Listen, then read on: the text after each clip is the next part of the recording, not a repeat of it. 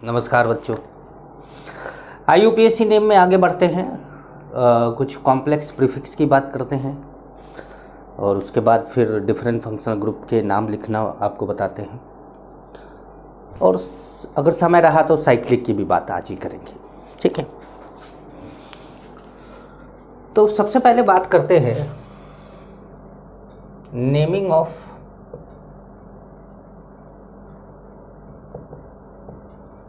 compounds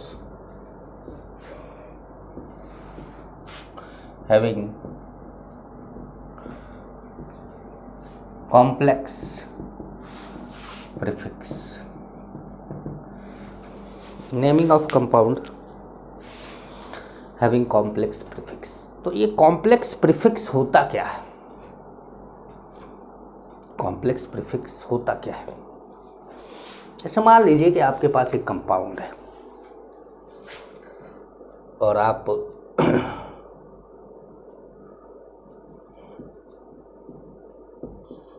ऐसे करके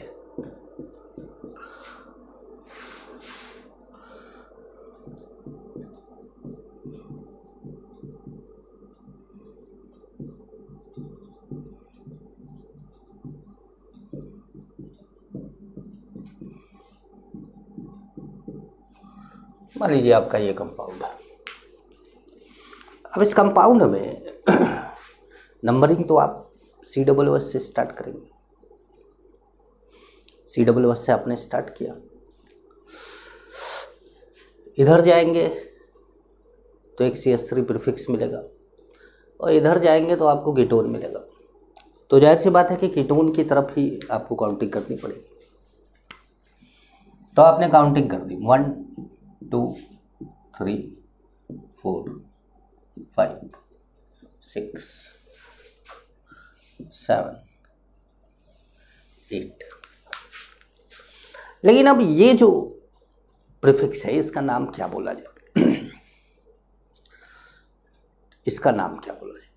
तो इसके नाम के लिए जब आपको ब्रांच के अंदर भी ब्रांच मिले, जैसे ये एक ब्रांच है और ब्रांच के अंदर भी क्या है? ब्रांच। मान लीजिए ऐसे हो, थोड़ा और ब्रांच बना देते हैं, ये ब्रांच के अंदर ब्रांच हो तो क्या करा जाए? तो इस ब्रांचिंग में कभी भी लॉन्गेस्ट चेन नहीं सेलेक्ट करना है कि ये लॉन्गेस्ट चेन है, ऐसा कुछ नहीं करना। मेन चेन से ब्रांच निकलेगा। ठीक है, और मेन चेन से जो कार्बन ब्रांच वाला जुड़ा होगा वो नंबर 1 होगा।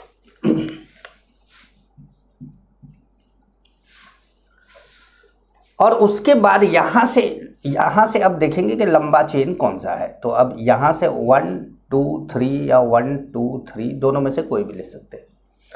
तो 1 2 3 आपने ले लिया। ठीक है, अच्छा, कुछ किताबें इसको 1 2 3 ही लिख देते हैं, लेकिन अब ये 1 2 3 और ये 1 2 3 में कुछ डिफरेंस तो होना चाहिए, तो इसलिए 1 डैश 2 डैश 3 डैश कर देते हैं।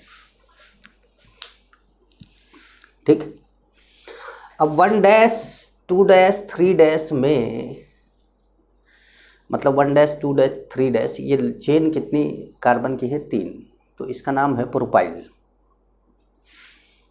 इसका नाम क्या है? प्रोपाइल। ठीक है, अब आपने इसको स्टार्ट किया। अब प्रीफिक्स आपने देखा कि एक प्रीफिक्स ये है जो प्रोपाइल है और एक प्रीफिक्स ये है जो कीटो है। अब अल्फाबेट में कीटो पहले आता है या मतलब के पहले आता है या पी पहले आता है, तो आपको पता चलेगा कि भाई के पहले आता है। तो आप लिखेंगे 7 कीटो। कॉम्प्लेक्स वाले का नाम हमेशा ब्रैकेट में लिखा जाता है। अब प्रोपाइल्स पर क्या क्या लगा है? 2 मिथाइल भी लगा है, तो 1 dash 2 dash di methyl propyl, ये ब्रैकेट क्लोज कर दिया। इस पूरे का नाम हुआ 1 डैश पे मिथाइल, 2 डैश पे मिथाइल, तो 1 डैश पे 2 डैश पे मिथाइल है तो 1 dash methyl, 1 dash 2 dash dimethyl, और ये भी प्रीफिक्स है तो क्या हो गया प्रोपाइल, प्रोपेन नहीं प्रोपाइल। ठीक है, अब हमारा क्या आएगा रूट वर्ड। रूट वर्ड क्या है ऑक्ट।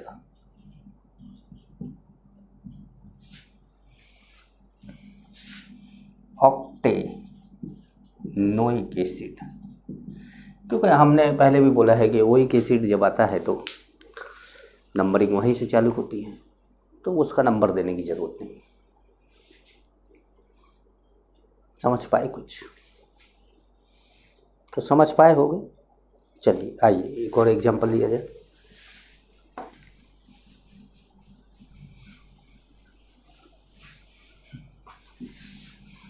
ठीक है, इसका एक पॉइंट और लिख लीजिएगा तब बात करते हैं। इफ देयर इज टू और मोर, इफ देयर इज टू और मोर सिमिलर कॉम्प्लेक्स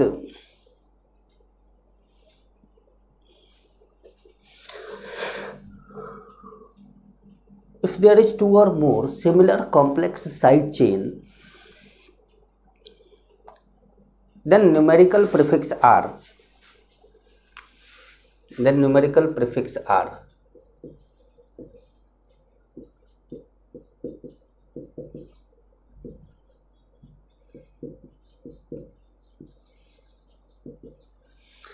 अब जैसे 2 बार आए एक ही कॉम्प्लेक्स वाला, जैसा अभी मैंने एक बनाया था आपको 1 डैश 2 डैश डाइमिथाइल प्रोपाइल, मान लीजिए ये 1 डैश 2 डैश डाइमिथाइल प्रोपाइल 2 बार आ जाए तो वहाँ डाई नहीं लिखेंगे, वहाँ 2 को बिस लिखेंगे, 3 को ट्रिस लिखेंगे, 4 को टेट्रैकिस लिखेंगे, वो नहीं, वो KISS होता है, और फिर पेंटेकिस लिखेंगे। ठीक है, तो समझ गए आप लोग? समझ तो आप लोग बहुत ज़्यादा जानते हैं, मैं जितना समझाता हूँ उससे ज़्यादा आप समझते हैं। आपकी उम्र ही ऐसी है कि आप अपना वाला ढूंढ लेते हैं उसमें मज़े लेने के लिए। आइए देखा जाए। जैसे मान लीजिए कि आपके पास एक कंपाउंड है,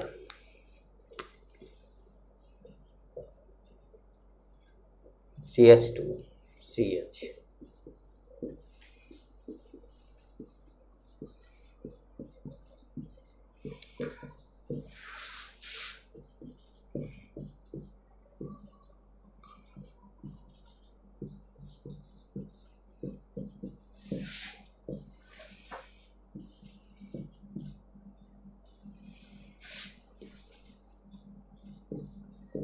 मान लीजिए ये कंपाउंड है। अब इसमें दो कॉम्प्लेक्स प्रीफिक्स आ गए। ठीक है, तो अब यहाँ पर नाम जब लिखना हो तो काउंटिंग करते हैं 1 2 3 4 5 6 7 8, क्योंकि हमने इधर से काउंटिंग इसलिए नहीं करी कि वो डबल बॉन्ड का प्रेफरेंस CHO से कम है, उधर से कर दिया।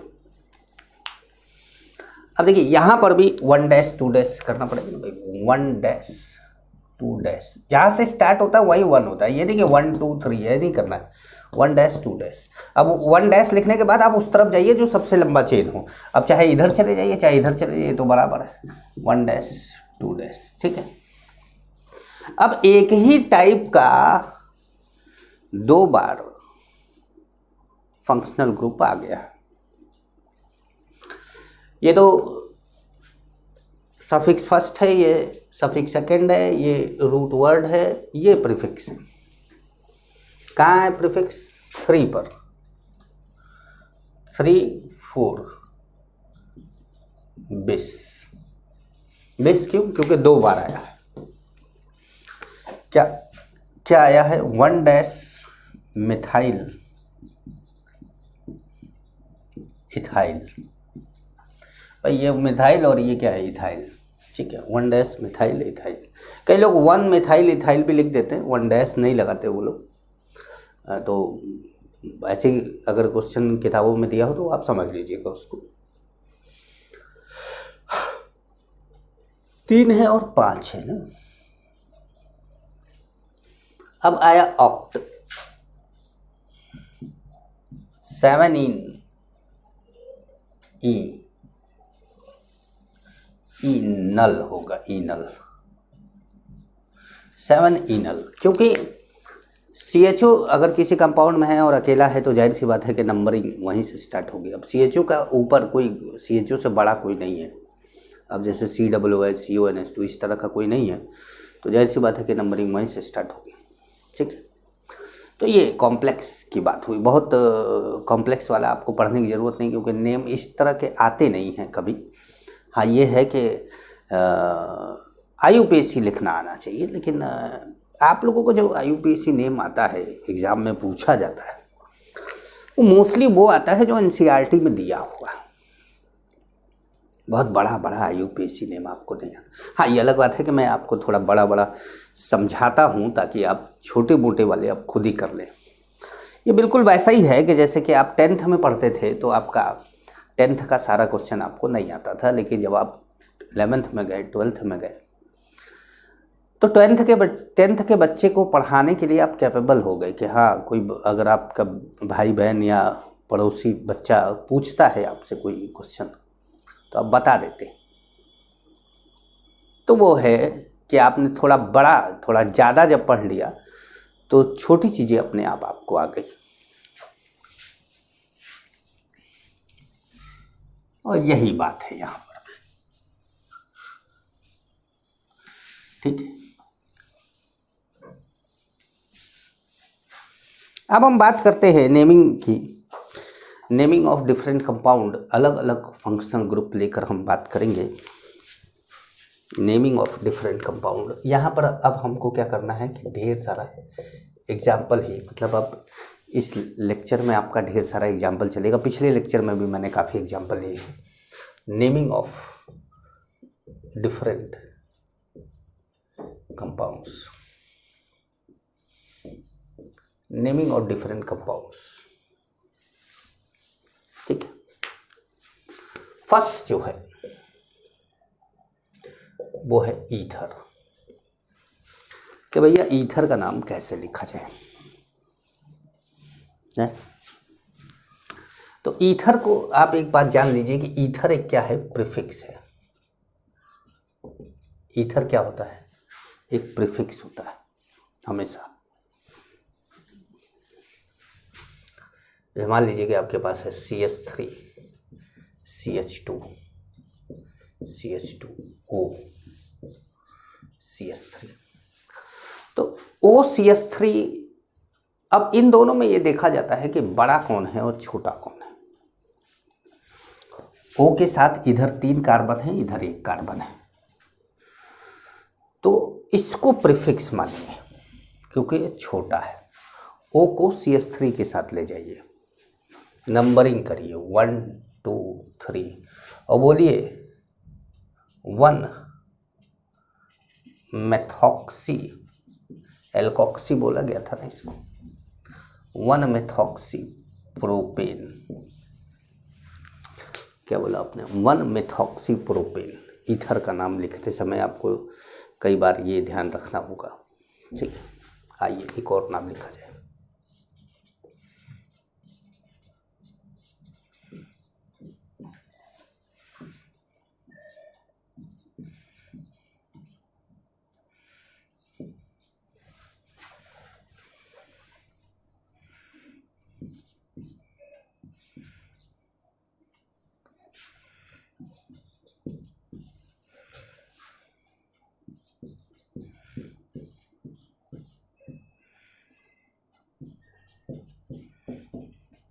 जैसे मान लीजिए ये CH2 CH3 लिख दिया मैंने, इसको मैं C2H5 भी लिख सकता था।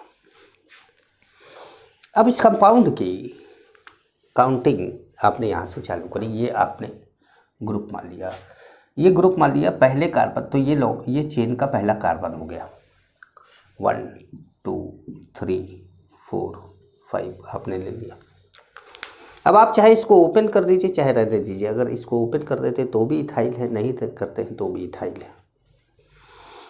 हमने इसका नाम लिखा। अब देखिए ये है इथॉक्सी और ये है इथाइल। पहले किसका नाम लिखे, इथाइल का लिखे कि इथॉक्सी का लिखे? तो आप दोनों लिख के पहले देख लीजिए।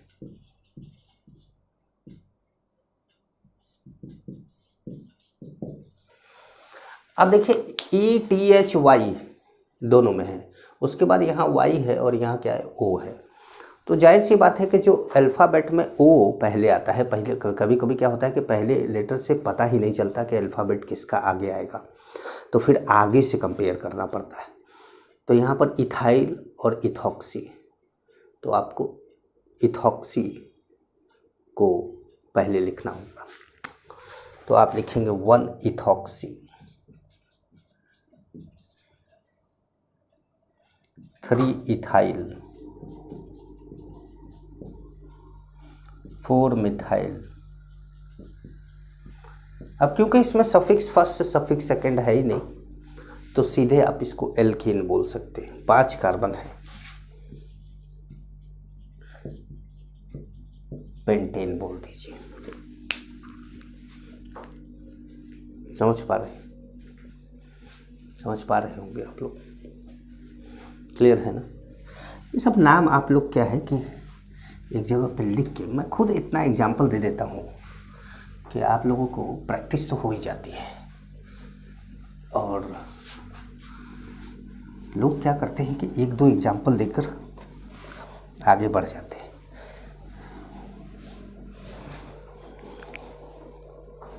कई लोग तो IUPAC ने पढ़ाते ही नहीं। और लिया जाएगा एग्जाम्पल।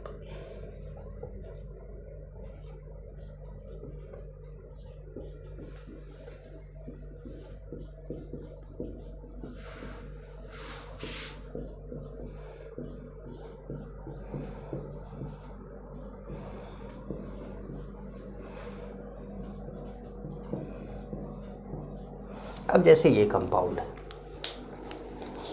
अब इस कंपाउंड का नाम लिखना। तो सबसे पहले आपने लॉन्गेस्ट चेन सेलेक्ट कर ली, सीधी लॉन्गेस्ट चेन है। काउंटिंग वहाँ से कर दी क्योंकि डबल बॉन्ड आ रहा है। 1 2 3 4 5 6 7 8, ये काउंटिंग कर दी। अब ये भी प्रीफिक्स, मैंने आपको बोला कि ईथर हमेशा प्रीफिक्स ही होता है, तो ये भी प्रीफिक्स है, ये भी प्रीफिक्स है। इसका नाम है इथॉक्सी और इसका नाम है मिथॉक्सी। E और M, तो E पहले आएगा, तो पहले आप लिखेंगे इथॉक्सी। 4 इथॉक्सी, 6 मिथॉक्सी, ऑक्ट, 1 इन बोल दीजिए या ऑक्टीन 1 बोल दीजिए, एक ही बात है। ठीक,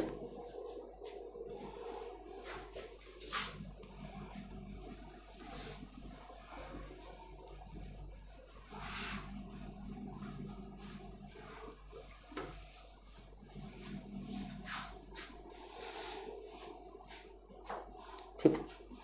ईथर में एक वैरायटी और आती है,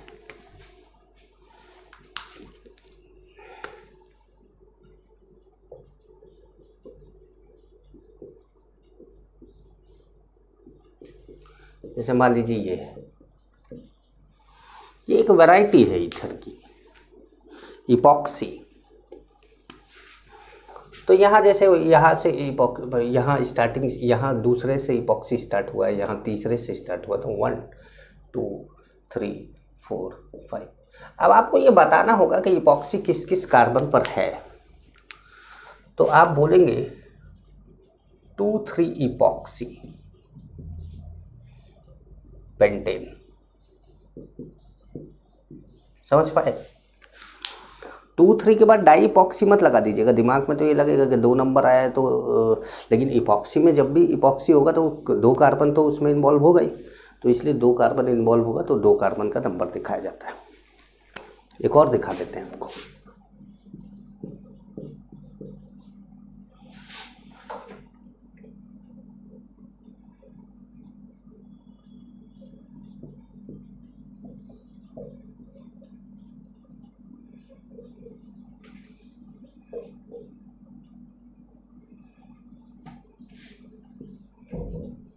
जैसे ये कंपाउंड,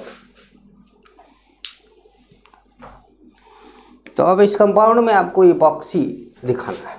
काउंटिंग यहाँ से चालू होगी 1 2 3 4 5 6 7 ऐसे दिखाना है।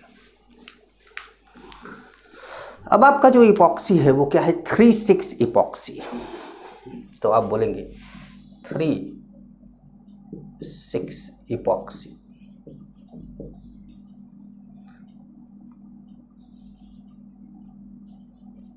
हेप्टेनोइक acid, heptanoic acid, 3,6 epoxy heptanoic acid. समझ पा रहे हैं? तो ये नाम था किसका, ईथर का।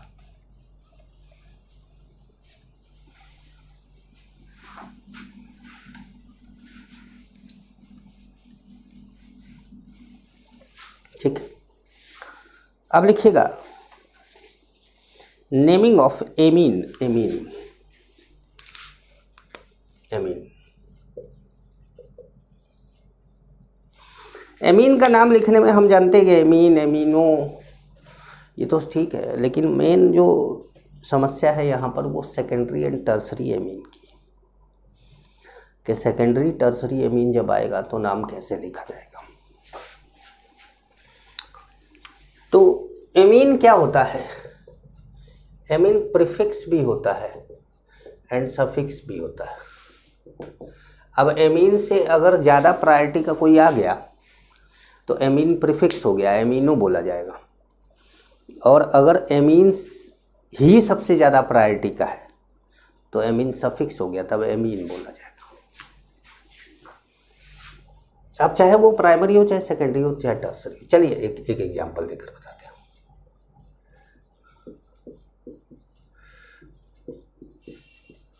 जैसे ये कंपाउंड है, तो इस कंपाउंड में NH2 ही सबसे बड़ा फंक्शनल ग्रुप है, क्योंकि और कोई फंक्शनल ग्रुप तो है ही नहीं इसके अंदर। तो ये एमीन है, ये एमीनो नहीं है। तो आप 1 2 3 यहाँ बोलेंगे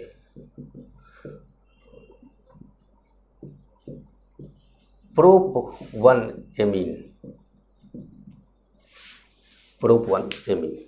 ठीक है,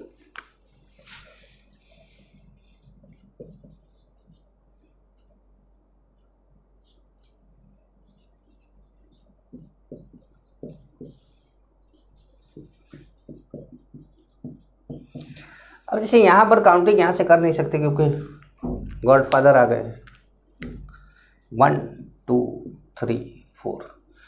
अब एमीन आपका प्रीफिक्स हो जाएगा क्योंकि इससे बड़ा फंक्शनल ग्रुप आपके सामने आ गया। तो इसमें 2 प्रीफिक्स हैं, एक मिथाइल है और एक क्या है, एमीनो है। एमीनो पहले लिखा जाएगा,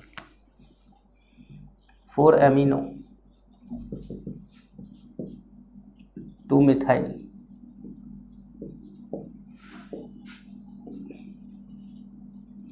ब्यूटेनोइक एसिड। ठीक, ब्यूटेनोइक एसिड आपने लिख दिया। तो ये हमने देखा कि एमीन भी बोल सकते हैं, एमीनो भी बोल सकते हैं।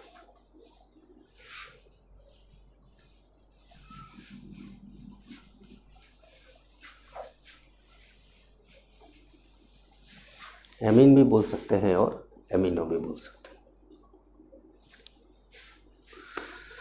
तो जैसे मान लीजिए कि एक और एग्जांपल लिया जाए।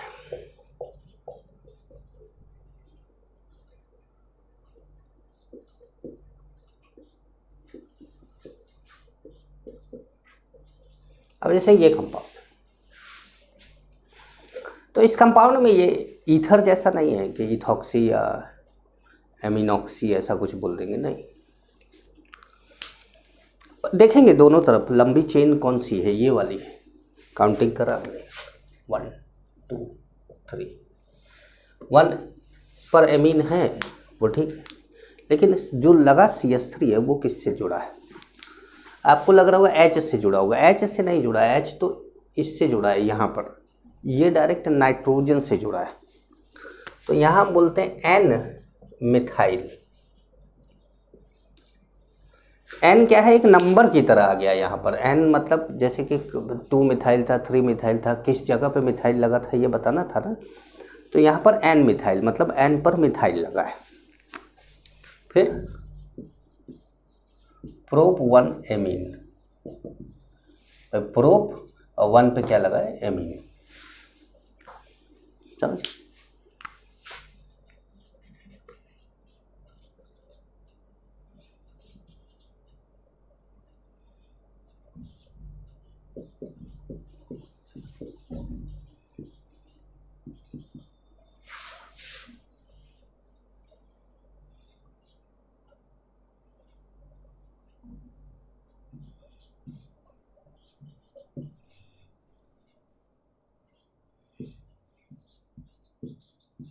मान लीजिए ये कंपाउंड है। अब ये टर्सरी एमीन है क्योंकि 3 यहाँ पर क्या है? एल्काइल ग्रुप लगा है। काउंटिंग कहाँ से होगी? काउंटिंग यहाँ से होगी।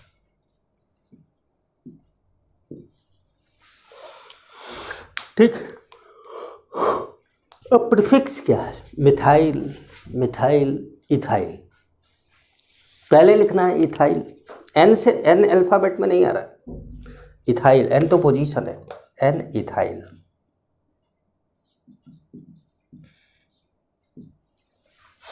ठीक। अब 2 मिथाइल है और N मिथाइल है, तो 2N डाई मिथाइल। ठीक है। अच्छा, उन सबसे पहले यार ये भी तो क्या है? प्रीफिक्स है। 4 एमिनो,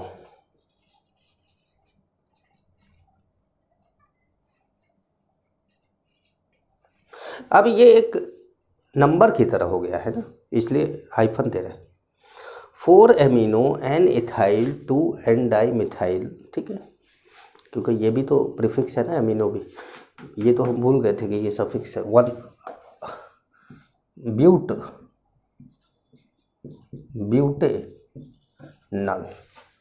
ब्यूटेनल इसलिए क्योंकि भैया जहाँ ये शुरू हो रहा है लाइन वहीं से चालू हो रही है, तो फिर 1 क्या बोलने की ज़रूरत है? तो भैया बोलो कि लाइन कहाँ से चालू हुई है? वही जहाँ पे से अमिताभ बच्चन खड़े हुए वहीं से लाइन चालू हुई है। ठीक।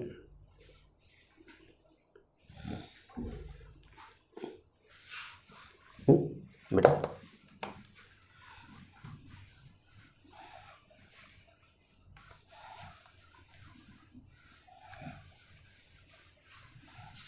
समझ पा रहे? तो ये बात हुई किसकी? एमीन की, कि एमीनो भी हो सकता है, एमीन भी हो सकता है। ठीक है, अब बात करते हैं किसकी? एस्टर की। मतलब कार्बोक्सिलिक एसिड तो हम नाम देख रहे थे, तो उसमें कोई स्पेशल नहीं है। जिसमें स्पेशल आ रहा है उसकी नाम लिखते जा रहे हैं। एस्टर की। अब एस्टर जो होता है वो प्रीफिक्स भी हो सकता है एंड सफिक्स भी हो सकता है। प्रीफिक्स भी हो सकता है और सफिक्स भी हो सकता है। ठीक है। अब जैसे R C बॉन्ड OR, मान लो ये R डैश, तो इसका नाम है एल्काइल और इसका नाम है एल्केनोएट।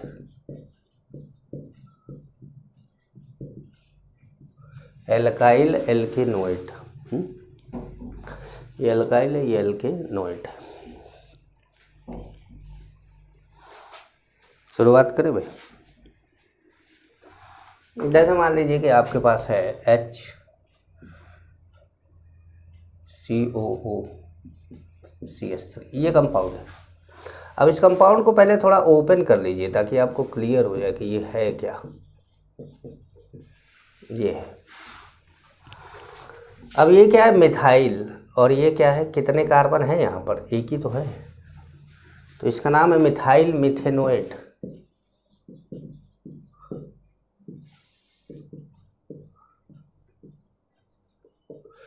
कुछ लोग मिथाइल मिथेनोएट मतलब मिथाइल की पोजीशन को दिखाना उचित नहीं समझते, वो बोलते हैं कि मिथाइल बोल दिया, खाली मिथाइल, इसका मतलब है कि कोई पोजीशन नहीं बताया, केवल मिथाइल बोल दिया, इसका मतलब ओ से जुड़ा होगा। और कुछ लोग इसमें, कुछ किताबें इसमें ओ मिथाइल लिखते हैं।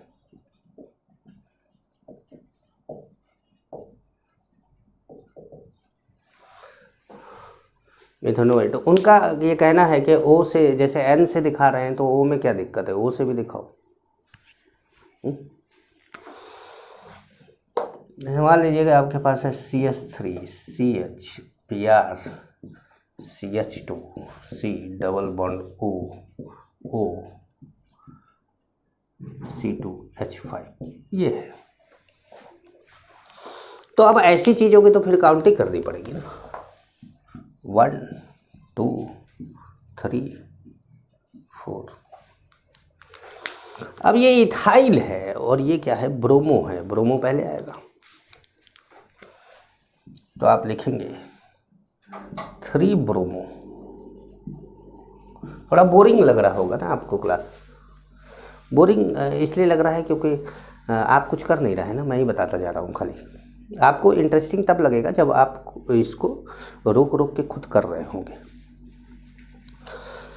3 ब्रोमो। अब इसमें कॉमेडी भी क्या ला दूँ, इसमें कुछ है नहीं ना, मतलब आप सोचे कि कुछ हंसाइए वसाइए, सर क्या हंसाऊँ इसमें मैं, इसमें कुछ हंसने लायक नहीं है ना।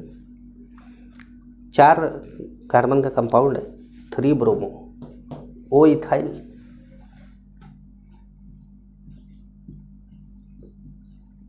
अच्छा, या तो केवल लिखा रहेगा 3 ब्रोमो और फिर इथाइल,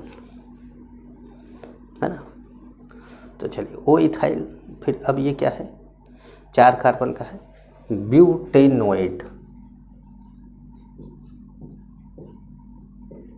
ब्यूटेनोएट भाई, इनके खासियत ये है ना कि भैया ये जहाँ रहते हैं लाइन वाइज चालू होती, तो क्या करे जाएंगे, तो ऐसे लिखा जाएगा, समझ पा रहे। तो ये क्या है, एस्टर है, एस्टर। एक नाम और ले लें एस्टर का, चलिए एक नाम और लेते हैं एस्टर का।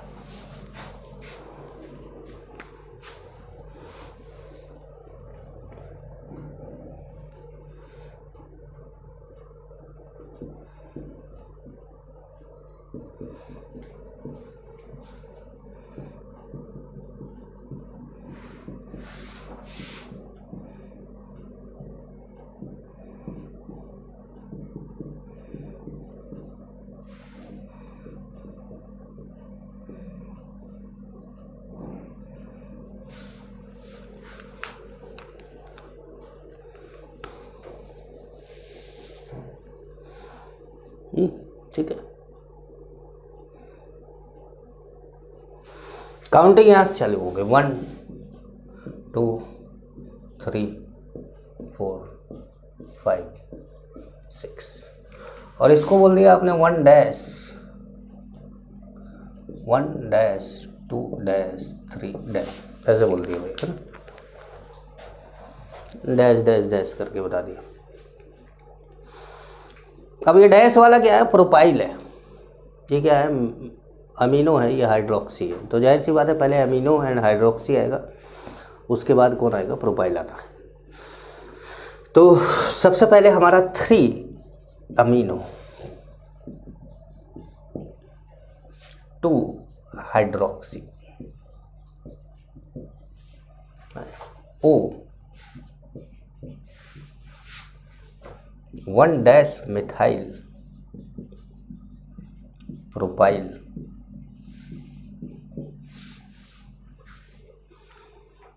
कितने कार्बन है, 6 हेक्स 4 इनोएट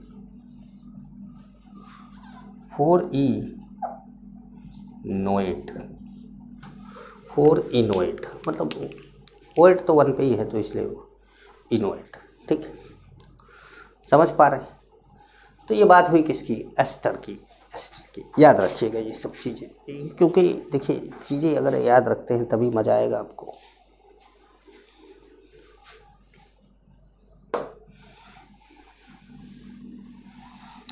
अब बात करते हैं अमाइड की।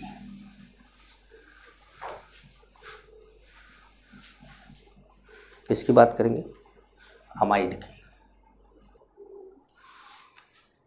अमाइड की बात करते हैं, अमाइड की है, अमाइड की। अब अमाइड एक प्रीफिक्स भी हो सकता है एंड सफिक्स भी हो सकता है। हाँ, अमाइड से बड़ा कोई नहीं रहेगा तो सफिक्स होगा, अमाइड से बड़ा कोई आ गया तो अमाइड प्रीफिक्स हो जाएगा। ठीक है। अब जैसे छोटा नाम पहले लिखा जाए,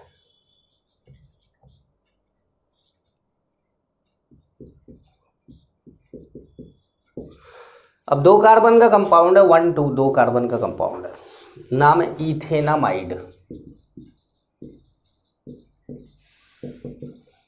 है ना।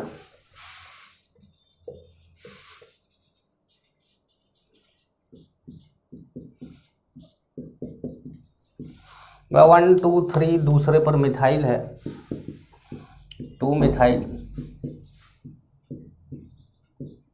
प्रोपेनामाइड।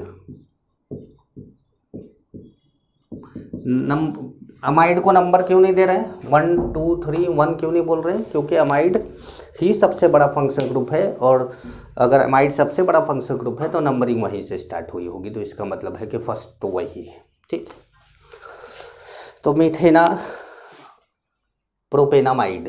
ठीक है। ऐसे मान लीजिए कि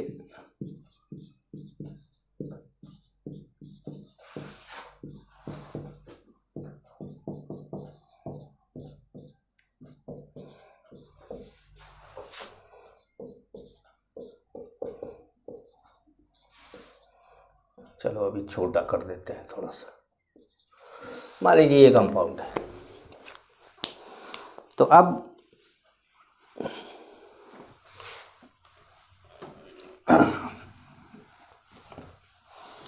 इस कंपाउंड का नाम लिखने के लिए काउंटिंग तो इसलिए करेंगे ताकि बाकी सबकी पोजीशन पता चल जाए।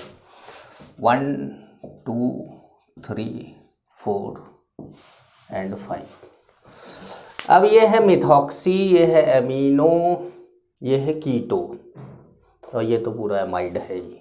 ऐसा नहीं, इसको एमीन नहीं बोलना है, ये एमाइड है, पूरा मिलाकर एमाइड है। ठीक है। तो हम बोलेंगे 3 एमिनो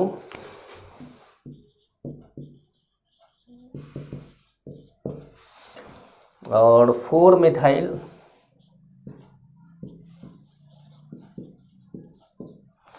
इसके बाद 2 कीटो,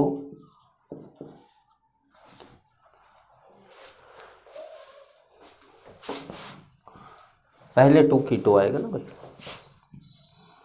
2 कीटो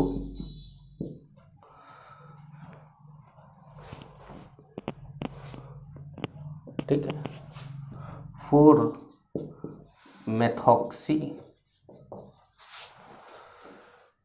पेंटेनामाइड,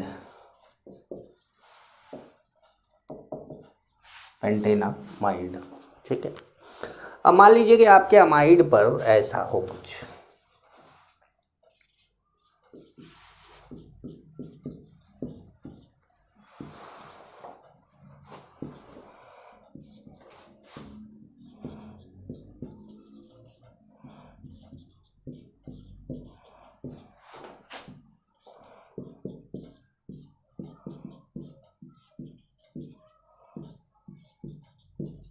ऐसे लिखो। अब आपका एमाइड है, ये एमाइड है, इतना एमाइड है, लेकिन एमाइड एन पर क्या लगा है, 2 मिथाइल लगा है, तो ये काउंटिंग 1 2 3 4 5 6 7 ऐसे काउंटिंग कर दी। ठीक है। अब देखिए सबका आप अल्फ़ाबेट चेक कर लीजिए, C chloro, B bromo, H hydroxy और M मिथाइल। तो मेरे ख्याल से सबसे पहले B, फिर C, फिर H, फिर M। ठीक है। तो हमारा आएगा 3 bromo, 4 chloro, 2 hydroxy NN dimethyl, 7 carbon है। हेप्ट 5 इन 5 ई और एमाइड को एक साथ लिखना, इन अमाइड, इनामाइड, ठीक है, इनामाइड। समझ पा रहे हैं नाम? ध्यान रखिएगा, इस तरह के नाम जो है बड़े इंपॉर्टेंट होते हैं। तो ये तो बात हुई किसकी, अमाइड की। अब एक और बहुत इंपॉर्टेंट है, इसका नाम है एसाइल हैलाइड, एसाइल हैलाइड।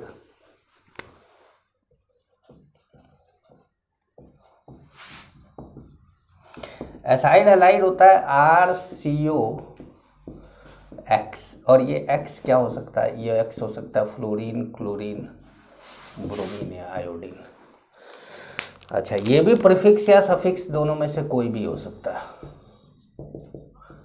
या सफिक्स दोनों में से कोई भी हो सकता है, ठीक है।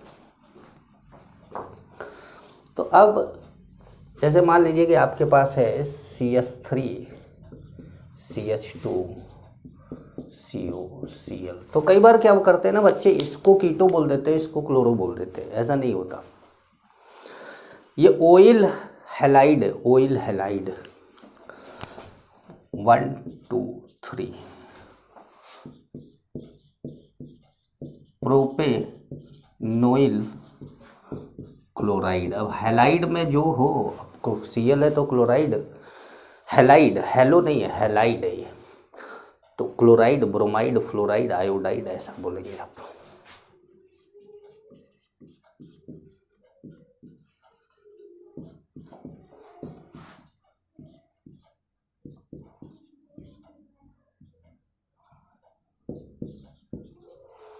जैसे मान लीजिए कंपाउंड, तो काउंटिंग आपने यहाँ से चालू कर दी 1 2 3 4। अब एमाइड जहाँ से हैलाइड मतलब ऑयल हैलाइड जहाँ से चालू होगा वहीं से नंबरिंग चालू होगी, और उसकी नंबरिंग बताना ज़रूरी नहीं है अगर वो सबसे बड़ा फंक्शन ग्रुप है तो 3 ब्रोमो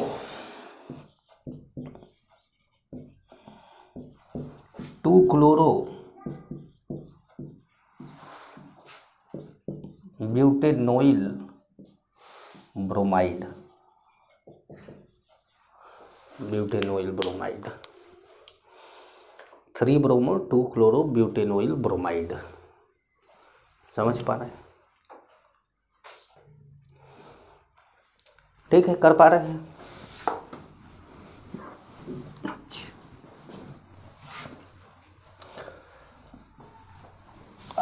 एक और नाम लेते हैं।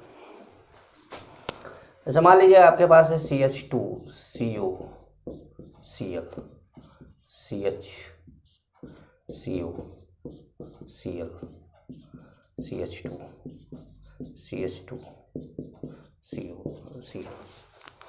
अब इस तरह के कंपाउंड को मैंने आपको बोला था कि जब एक ही तरह के फंक्शनल ग्रुप आ जाए और जिसमें कार्बन हो तो फिर किसी की काउंटिंग मत करिए। तब देखिए यहाँ से काउंटिंग 1 2 3 4 कर दिया आपने, ये आपका मेन चेन हो गया। अब यहाँ ऑयल हैलाइड नहीं बोल सकते, अब यहाँ पे ऑयल हैलाइड नहीं बोल सकते, तो अब आप यहाँ पर क्या बोलेंगे? तो अब यहाँ पर आप लिखेंगे ब्यूट 1 2 4 ट्राई कार्बोनिल क्लोराइड। क्या बोलेंगे? Carbonyl chloride. समझ पा रहे हैं? चलिए एक थोड़ा सा कॉम्प्लिकेटेड नाम देते हैं आपको।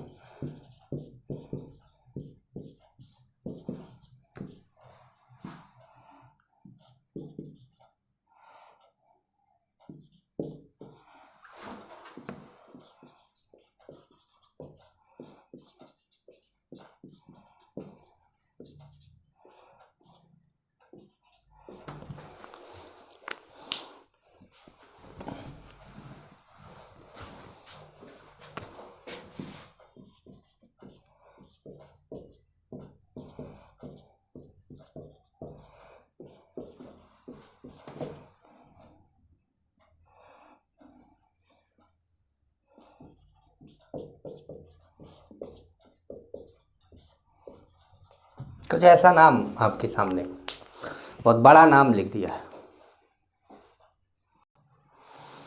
तो देखिए ये थोड़ा सा कॉम्प्लिकेटेड नाम मैंने इतना बड़ा दे दिया कि ताकि आपको मज़ा आ जाए।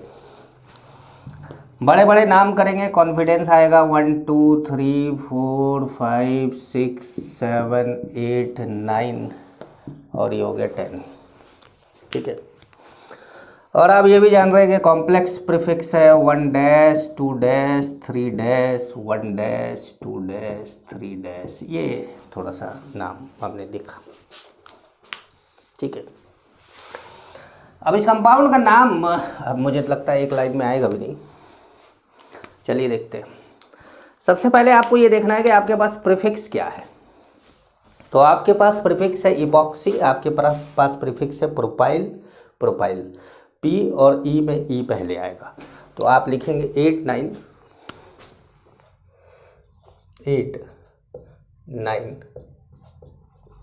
इपॉक्सी।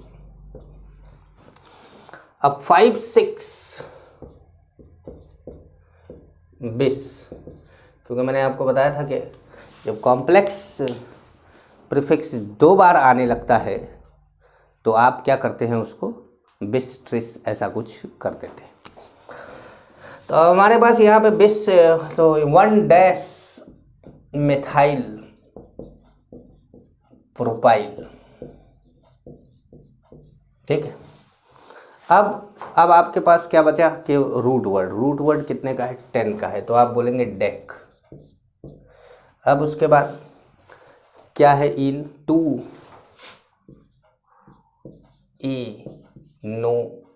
इनोइल ब्रोमाइड। बहुत ज़्यादा लंबा नाम नहीं था, स्ट्रक्चर बल्कि ज़्यादा लंबा हो गया था, है ना। आया समझ में आया, कुछ कॉन्फिडेंस बढ़ा कि नहीं आप लोगों का नाम वाम में? नहीं, नाम में कॉन्फिडेंस बढ़ा।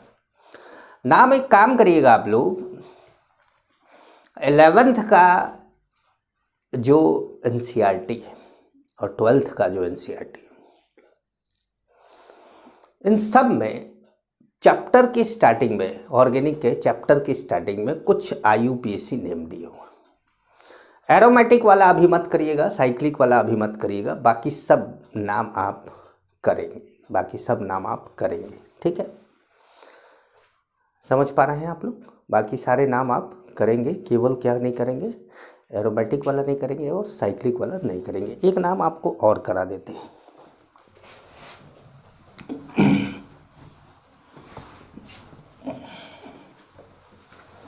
एक नाम और करा देते हैं, इसका नाम है carboxylic acid anhydride. Carboxylic acid anhydride, ये भी अपने आप में एक कंपाउंड है, कार्बोक्सिलिक एसिड एनहाइड्राइड। तो कार्बोक्सिलिक एसिड एनहाइड्राइड में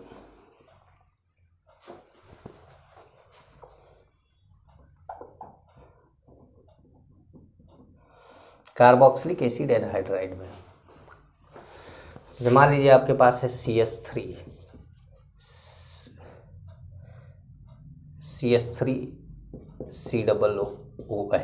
ठीक है। और एक और है आपके पास CH3COOH। ये दोनों CH3COOH है, वो एक ऐसे उल्टा करके लिखा हुआ है। अब एनहाइड्राइड का मतलब होता है कि एक वाटर का मॉलिक्यूल निकल जाना, तो ये बन गया CH3COCH3। कार्बोक्सिलिक एसिड से वाटर का मॉलिक्यूल के निकल जाने के बाद जो बचता है वो क्या है, एनहाइड्राइड है, ठीक है। वो क्या है, एनहाइड्राइड है। अब इसका IUPAC नेम लिखा जाता है जब, तो देखा जाता है कि एनहाइड्राइड बना किस चीज से, एनहाइड्राइड बना किस चीज से। जैसे ये इथेनोइक एसिड से बना है, तो इसका नाम हो गया इथेनोइक एनहाइड्राइड।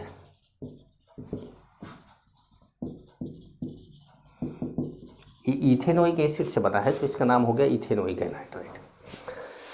जैसे मान लीजिए कि ये कंपाउंड है, तो अब जैसे ये क्या रहा होगा, HCOOH रहा होगा, इधर से भी HCOOH रहा होगा, एक वाटर का मॉलिक्यूल आपने निकाल दिया होगा, ठीक है। तो ये रहा होगा मीथेनोइक एसिड, क्योंकि एक कार्बन का रहा होगा मीथेनोइक एसिड, तो इसलिए इसका नाम है मीथेनोइक एनहाइड्राइड, मीथेनोइक एनहाइड्राइड, ठीक है।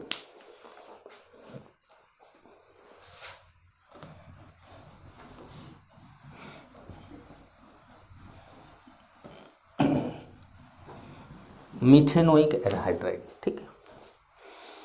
अब मान लीजिए कि आपके पास है दो एसिड को मिला के आपने बनाया है, जैसे मान लीजिए HCOOH था, ये था आपके पास मीथेनोइक एसिड, HCOOCH3,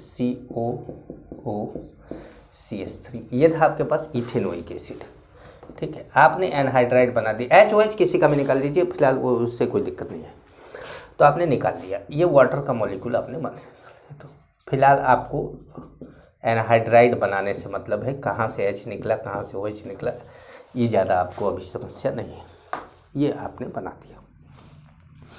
लेकिन अब ये एनहाइड्राइड सिंपल एनहाइड्राइड नहीं है, ये है मिक्स्ड एनहाइड्राइड, मतलब दो अलग अलग एसिड का एनहाइड्राइड है, तो दोनों एसिड का नाम लेना होगा आपको।